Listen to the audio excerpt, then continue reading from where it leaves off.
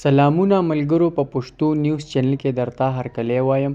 امید لرم چې تاسو به ټول روغ جوړ یې او ښه په مزو کې به یې.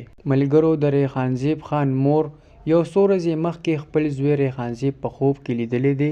ریحانزیب خپلې مور ته په خوب کې څه ویلي دي او د ریحانزیب مور د هغه قاتلانو باره کې څه وایي. که تاسو د دې ویډیو مکمل حقیقت نه ځان خبرول غواړئ نو زموږ ویډیو تر اخره وګورئ او د نورو معلوماتي خبر دپاره زموږ د یوټیوب چینل سبسکرایب کړئ او خوا کې ورسره دغه د ټلۍ نشان هم ووهئ چې تاسو ته زموږ هره نوې ویډیو تاسو ته په اسانۍ سره در رسي.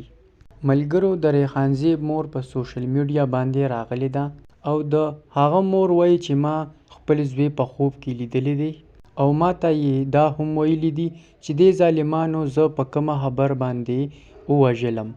ملګرو، د باجوړ سره تعلق لرونکي او د نیشنل اسمبلی یو حصه هم وه.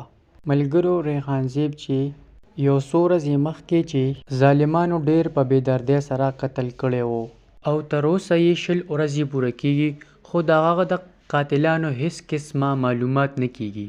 ملګرو، مور او پلار یې په سرو سترګو جاړي او د ګورمنټ نه مرسته غواړي چې زموږ د زوی قاتلان دې ګرفتار کړی شي او د قانون په چوکاټ کې دې ورله سزا هم ورکړی شي. خو حکومت لا اوسه پورې د ریحانزیب قاتلان پیدا نه کړی شو.